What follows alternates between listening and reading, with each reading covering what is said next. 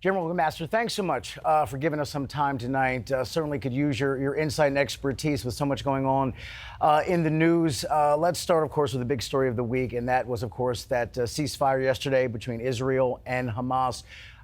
In broad strokes, curious about your reaction. Is this a peace that can actually hold, and is that fabled two-state solution, do you think, ever really attainable?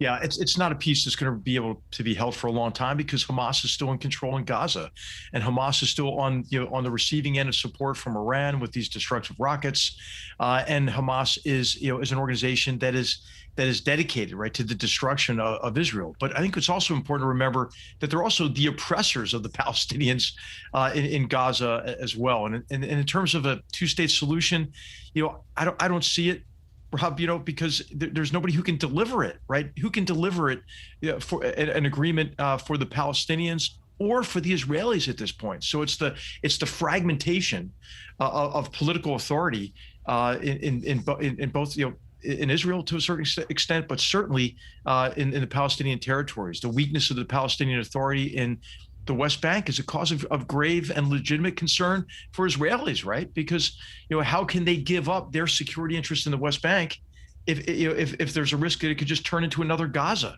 right? So I think to answer your question, it's not a peace agreement, it's a ceasefire, and the prospects of a two-state solution I think are dwindling and certainly not on the horizon.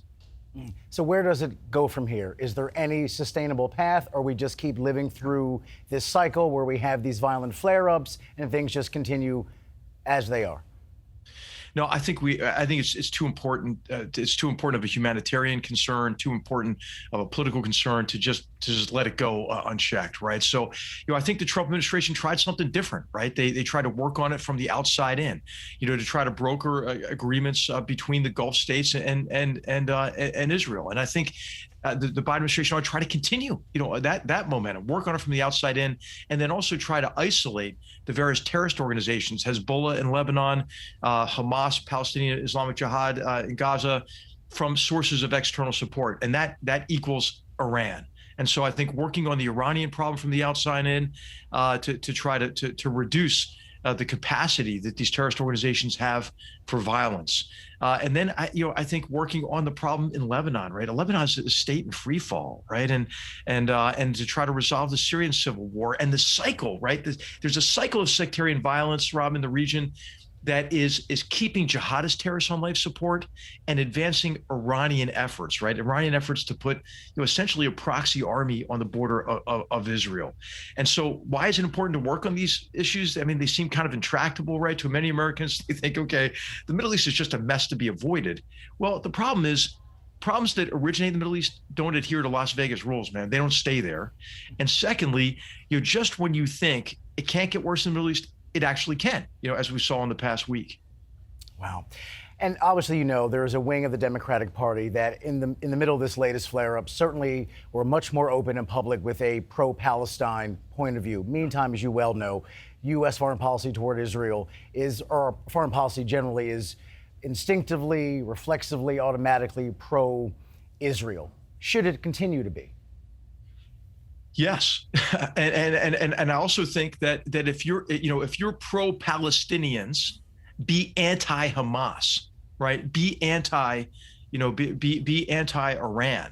in terms of Iran's support for that terrorist organization. I mean, remember, there are 2 million people, crammed into Gaza, right? It's one of the most densely populated areas in the world, right? And Hamas is using that population, as human shields, so they can fire, almost 4,000 rockets, right, at Israel. So, I think when those who want to champion, the cause of the Palestinians, and I would count myself among them, I think what they should be is really adamantly anti-Hamas. Fair answer. Fair answer. Let me switch gears to Afghanistan. The troop withdrawal that the president announced a few weeks ago. Reaction to that? Is that the right move? Is it the right time?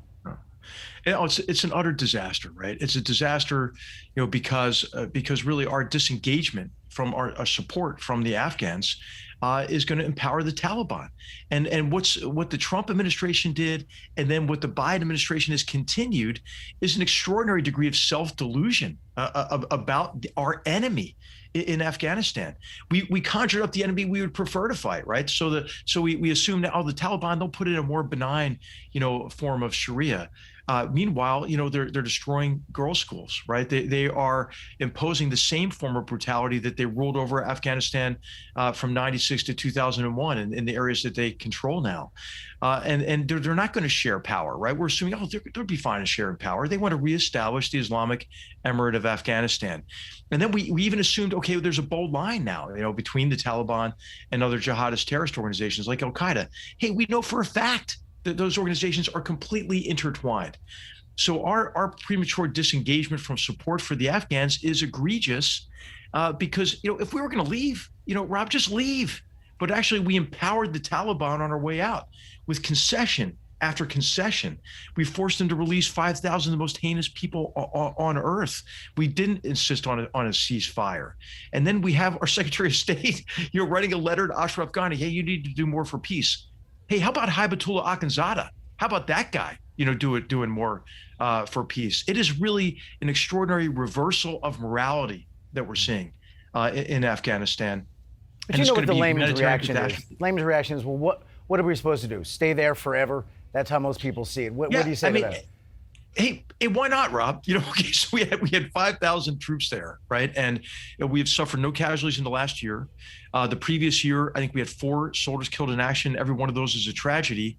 But 30 Afghans every day in that same period of time were giving their lives to protect the freedoms they've enjoyed since 2001 and help defeat the enemies of all civilized peoples. Now, Afghanistan is not going to be Denmark, right? And I think we almost set to this crazy expectation. It's going to be Afghanistan, and it's going to be a violent place. But I think you have to balance the cost and risk associated with a sustained commitment against what's going to happen if there's already, we're seeing happening, is a return of large-scale violence, a refugee crisis, the Taliban and jihadist terrorist organizations in control of territory and resources. They give them greater power, right? I mean, access to revenue associated with the drug trade. I mean, and there are 20 groups, 20 jihadist terrorist organizations in that border area between Pakistan and Afghanistan. And where are the refugees going to go? They're going to go into Pakistan and destabilize further, even already an unstable country that has nuclear weapons. I mean, I could go on about this, Rob, but it's not a pretty picture. Those 5,000 or so troops that were in Afghanistan were an insurance policy against that. I think it was worth sustaining. But hey, I don't blame the American people for losing faith in the effort, because we've had 3 administrations in a row that haven't made the case effectively to them to say, okay, hey, here's what's at stake for you. And here's a strategy that will deliver a favorable outcome for Americans at a cost that's acceptable to us. And I think this is why Americans have lost faith in the effort due to kind of a vacuum of leadership and this extraordinary self-delusion, Rob, and really our tendency across these 20 years to take a short-term approach to a long-term problem, right? It has not been a 20-year war. It's been a 1-year war fought 20 times over. Wow. That's a fascinating way to put that. I'm trying to tick through the other headlines here. Let me shift gears now to cybersecurity. We all saw what happened with the Colonial Pipeline. What is 2 parts on that? One, how vulnerable is America? We've seen some very high-level attacks. The pipeline, a few months before that, the Russians got into private business, government computers. It's frightening. How vulnerable are we as a country, and should they have paid that ransom? Yeah.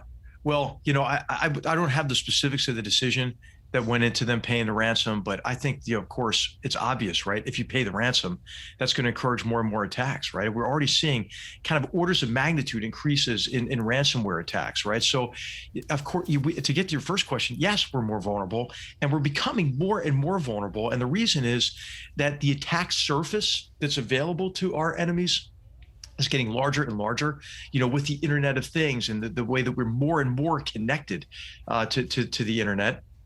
And then also, our adversaries, our cyber adversaries, are just getting better and better.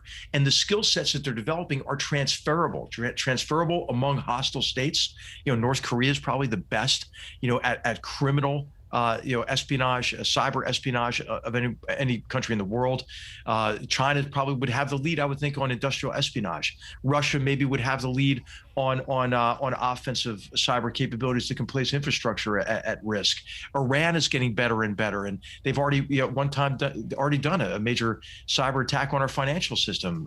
So the threats are increasing. And the surface is more and more vulnerable. So what do we have to do? Hey, we have to invest like now in systems that degrade gracefully rather than fail catastrophically, and we have to combine a good offense with a good defense. And I think the NSA is doing actually a very good job under extremely effective leadership there. General Paul Nakasone is one of the most brilliant people I've ever met in my life, and so sometimes the government puts the right person in the right job. But we need that kind of a capability for the .com world and the .org world, and that kind of a defensive capability that combines an offense with it. And so there's a lot of work to do in sort of hardening infrastructure and defending better this kind of layered defense approach. But it has to be an active defense, because you can't shoot down all the arrows, right? You need organizations that can take out the archer, that can kill the archer. And actually, Rob, we're doing this every day in cyberspace. I mean, there is an ongoing multiple battles every single day in cyberspace, and our cyber warriors are the best in the world. But it's an environment in which the attacker has an advantage, and we have to work hard to try to reduce the advantage that attackers have in that space. And it's fascinating you say that, because you look at the headlines, even though the last few months, and it doesn't seem like we're the best in the world. It seems like if they want to get to us, they do. And you think ahead to if they get into air traffic control or power grids or water systems.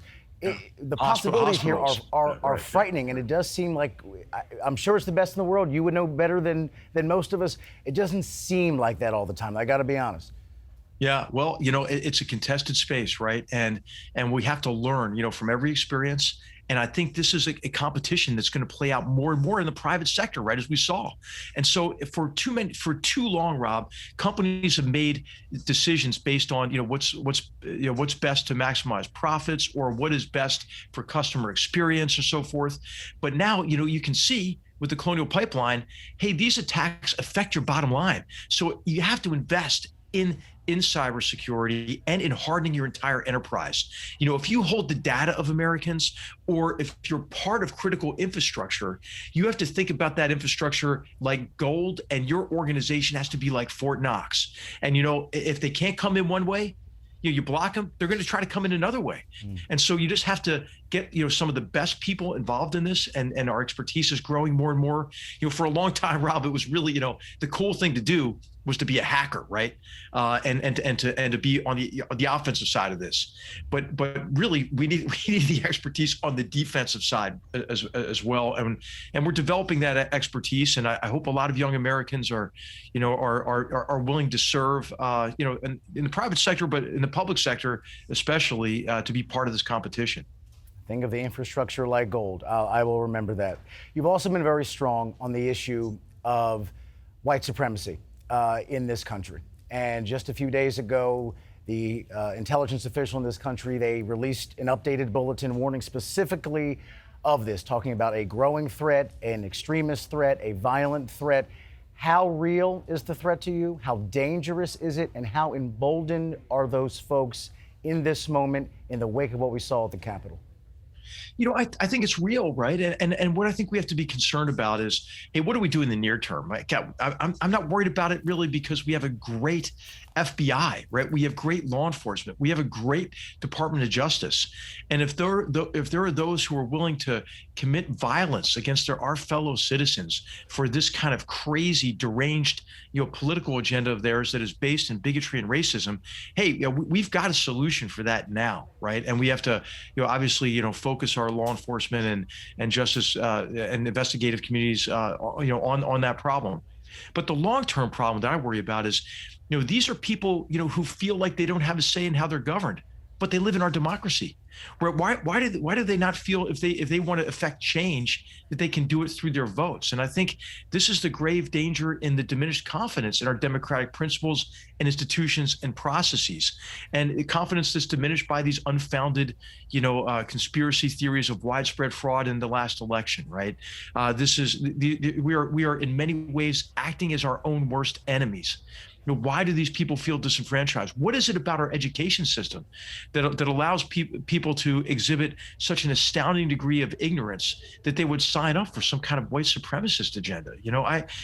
How have we lost our confidence in our common identity as Americans, with part of that common identity being our intolerance of intolerance and bigotry and racism, right? And so I think there's a lot of work to do. I'm worried about too, Rob, this interaction, right, between white supremacists and other forms of bigotry and racism, with identity politics and these reified theories that tell people that they should judge one another by their identity category, right? So, hey, it's time to transcend this, right? For Americans to come together and work together on a common agenda to make our republic stronger. Our founders always knew we'd be a work in progress, right? And so, hey, we do have a lot of work to do. We're emerging from multiple traumas, right? Of a pandemic, a recession, the social divisions laid bare by George Floyd's murder and the aftermath, and this vitriolic partisan political election, right, that we've been through, and the continued partisanship in a way that compromises our principles to score partisan political points, right? We have to be intolerant of that. And then I think we can't wait for politicians, Rob. It's time for us to come together within our communities, within our universities, within our civic organizations, right? And empathize with one another, right? And strengthen the social fabric of our society. Do you think your former boss, President Trump, played a role in people's loss of confidence in our institutions? Absolutely. Yes. Of course he did. Of course he did. And I never thought that I'd see a president really, galvanize an attack on the first, branch of government. Now, I think we ought to, though, to have confidence, right? Look at what the vice president did. Look at what the Speaker of the House did. Look at what, Republican officials at the local levels all across this country did. Look at how our judiciary stood up, right? And I think this trauma we've been through, Rob, it ought to strengthen our confidence, right? Our democracy was tested, but our democracy was up to the test. There's a reason why our founders wrote into the Constitution that the executive branch has no say in the transition of government. That was kind of a wise move, right? And so I think that we ought to have more confidence coming out of this in our democracy than we've had in the past, but also recognize, hey, we can't take it for granted, right? We have to work together, to kind of restore, as I mentioned, our common identity as Americans, to come together across the political divide, and to expect more of our politicians, right? To not tolerate politicians who do compromise our democratic principles and institutions and processes to score partisan points. And on that exact point, do you think it would be helpful if more Republicans in this country stood up and said it was a free and fair election and Joe Biden legitimately won, something that many of them won't say? Heck yes, they should do that. And then also on the Democratic Party side, they should stop trying to paint all Republicans with the same brush, right, associated with the assault on the Capitol. And as you know, there are those in the Democratic Party who are trying to score partisan points over this as well. So, I think it's, I don't want to, suggest an equivalency here, right? The behavior of politicians are different, but, I've seen the behavior on both sides now, and it's time to cut it out, right? To cut it out. And there are voices of reason, on Capitol Hill and beyond among our political leadership. I think that, as I mentioned, Republicans and Democrats in both parties, have stepped up, and have begun to work together across the aisle. I think it's an encouraging sign that, there are more veterans now, maybe, entering into the House of Representatives, and there are some organizations also that now promote bipartisanship and co-sponsorship of bills and so forth. But hey, there's a lot of work to do, Rob, and I think it really rests on the political leadership, but on all of us as well. Certainly. Let me switch gears once again to China. That relationship, I know, certainly in your wheelhouse. It fascinates me because that's a country, a powerful country we compete with. We compete with them. We don't trust them. We don't believe in their form of government, but we also economically and strategically need them. Where is your head right now on what do you think the American approach to China should be? Hey, we're finally awake to the competition, right? We finally jettisoned this flawed assumption that are right about it extensively in battlegrounds about that China, having been welcomed into the international order, we assumed would play by the rules, and as it prospered would liberalize its economy and liberalize its form of governance. Of course, we know the opposite is the case, right? And the Chinese Communist Party is driven. They're driven by fear and ambition, fear of losing their exclusive grip on power. This is why you see them engaged in a campaign of slow genocide in Xinjiang. This is why you see them in a race to perfect this Orwellian, technologically enabled police state internally in China, to extend the repressive arm into Hong Kong. And that fear is matched by this ambition, right? This ambition to take center stage in the world, to realize this vision of what Chinese Communist Party leaders called national rejuvenation. This is why they're bludgeoning Indian soldiers to death on the Himalayan frontier, why they're trying to coerce Australia economically, why they're militarizing islands that they're building and destroying ecosystems in the South China Sea, threatening Taiwan and Japan, engaged in a massive campaign of industrial cyber espionage against us, right? So the party is in this race, I think, to take advantage of what they see as a fleeting window of opportunity to establish areas of primacy that exclude us across the Indo-Pacific and to challenge us globally from a military and especially an economic perspective. So what does that call for us to do? We have to compete, and it's the United States and like-minded countries have to confront China's aggressive behavior, because we have to recognize if they succeed, the world will be less free, less prosperous, and less safe. Let me shift gears to an awkward question, but I wouldn't be doing my job if I didn't ask you about this. Earlier this month, the New York Times reported that there was a campaign underway during the Trump administration to basically find out who in the administration was not sufficiently loyal to the president. By the reporting, it suggests that you were a main target of that, and literally in terms of sending women into a restaurant in D.C. that you were known to go to videotape you saying something disparaging about Mr. Trump, and then the administration then be able to act on that information. I know you didn't comment in the Times article. I'm just wondering if you have a reaction today to that news, and fundamentally, do you believe such a campaign existed, and why do you think you were targeted if it did exist? Yeah, Rob, I don't really know, right? So I was aware of those who were trying to get me out around that time. As you remember, there was this huge Fire McMaster campaign that involved elements of, I guess, whatever they call themselves, or however they're labeled. I think it's not a useful term, but the alt-right, and then the Russians joined into that campaign. And there was a lot of disinformation, directed at me, right? I mean, I never disparaged the president. I never said, the words that were attributed to me by those who wanted me out, right? That's one of the reasons why they planted those, false stories and so forth. So I faced a choice around this time. It was like kind of in the summer of maybe 2017 to either, get involved in that, and fight with people who had kind of fomented and I guess apparently believed their own disinformation about me, or do my job, do my job for the president and for the country. So I focused on doing my job, and just that was kind of the approach that I took in that period of time. Do you regret that your tenure as NSA was not longer than the 13 months and it ended up being? No, I think that was just about right, Rob, in terms of the environment that I was in, and I think at the end of those 13 months, I'd been used up in the process, and I determined, I'd studied how and why Vietnam became an American war, right, and I wrote a book called Dereliction of Duty about the decisions that were made that led to a disastrous war and a failing policy and strategy from the beginning. And one of the reasons, why, how Lyndon Johnson was enabled in making really bad decisions in that period of time and not considering long-term costs and consequences, is many of the advisors around Lyndon Johnson concluded, hey, to keep my influence with the president, I've got to tell the president only what the president wants to hear. And of course, that was a great disservice to the country and to the president. So I determined not to do that in the job. And when I was going to be used up, I'd be used up. As I took the job as a serving active duty officer, I decided that I would retire out of the job and not pursue another active duty position or promotion of any kind.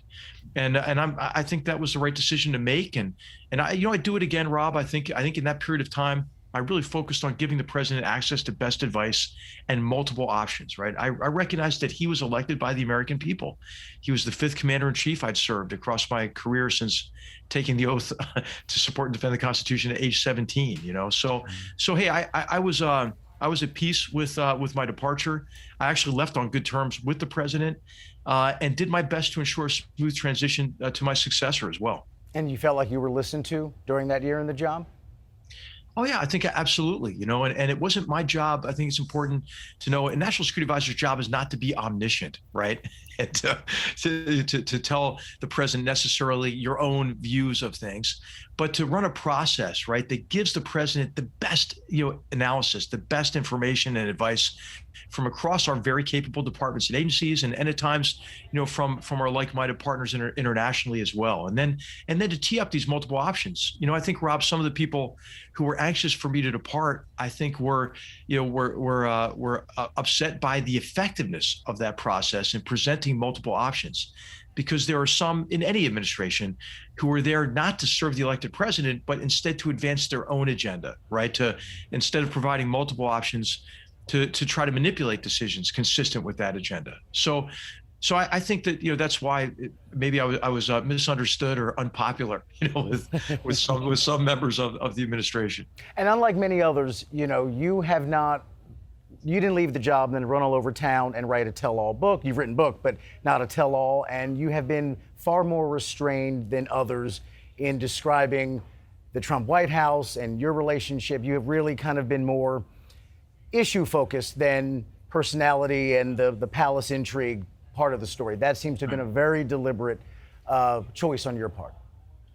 Yeah, it was absolutely. I write in the forward of Battlegrounds. This is not the book almost everybody wanted me to write. And so I just couldn't see how that would be useful, like another palace intrigue book, when as we were at each other's throats here in our country, the problems in the world, these challenges, they're not going away, right? So I wanted to write a book that told the history, including the history during the Trump administration of how the recent past produced the present and produced the challenges that we face today, but really to focus on how we can work together, right, to build a better future for generations of Americans to come. And I hope the book accomplishes that purpose. I want it to be a book that's read across the political spectrum and that can help bring people together, right, for meaningful, thoughtful, respectful discussions about these challenges and what we can do about it. And last question, kind of a two-parter about the current occupant of the White House. What is your kind of Cliff Notes assessment of Biden's first 100+ days here? And if you had 60 seconds privately in the Oval Office with him, what would be your number one bit of advice? Yeah, the number one bit of advice would be not to regard our disengagement from complex problems abroad as an unmitigated good, to recognize that problems that develop abroad, like in South Asia or across the Middle East, don't stay there, right? I think we should learn from the COVID-19 pandemic that those problems, if they grow unchecked abroad, can only be dealt with at an exorbitant cost once they reach our shores. So it would be an argument for remaining engaged, even with these difficult and complex challenges to our security abroad. I would try to encourage. That sounds like a rejection of America first a little bit. Well, no, it is putting America first. It's prioritizing our security, right? And prioritizing our security, not with like massive, commitments of troops abroad, but with a sustained and reasoned approach to foreign policy and to military and defense policy as well. Gotcha. And the assessment of what the job you think he's done so far, particularly on the foreign policy front? Yeah, I would give him like an A so far on China. I thought he was doing okay on Russia until the Nord Stream 2 decision.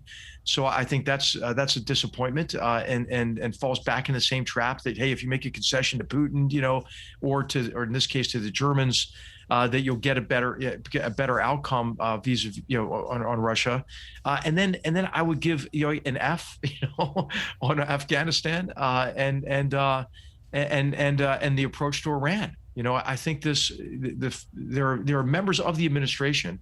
I don't think the Secretary of State labors under this delusion, but who still believe, that a conciliatory approach to the Iranian president and foreign minister will have an impact. Well, first of all, they don't matter at all, right? The real power in Iran is the supreme leader and the Revolutionary Guards. and they're about to have an election that's going to bring in even a more hardline, parliament there, because if you're opposed to the theocratic dictatorship, you don't even get to run in Iran. And this idea of resurrecting the Iran nuclear deal as an end in and of itself, as Iran is stepping up its proxy wars across the region, I think is a big mistake, right? And we've just seen this, of course, with Hamas's actions out of Gaza. Where did those rockets come from? Mm-hmm. They came from the Iranians. So I would say that I would recommend a reassessment of the Biden administration's approach to Afghanistan, certainly to Iran. Sustain their efforts on China and building more international cooperation to confront China's range of unfair trade and economic practices, as well as forms of aggression. And I'm wary of the approach toward Russia and hope that they continue to confront Putin in a way that imposes cost beyond the cost that Putin factors in at the outset of his decisions. Remember, Russia is still menacing Ukraine, threatening, a renewed invasion there. And so there's a lot of dangers in the world today, Rob, and I think that, I think the administration wanted to prioritize domestic policy, but if you're not interested in these conflicts, I think they're learning that these conflicts are interested in them, to paraphrase, the quote often attributed to Leon Trotsky. Well, no one quite understands the world in the same experience-based and nuanced way that you do, and I've appreciated the chance to kind of pick your brain and find out kind of where your mind is on the state of the world right now. It is never dull, and it's really fascinating to have a chance to talk to someone who has such insight into a very, very complex planet. General McMaster, thank you so much for giving us so much of your time today. We greatly appreciate it. Hope you come back. Thanks, Rob. Pleasure to be with you. Likewise. Thank you so much again.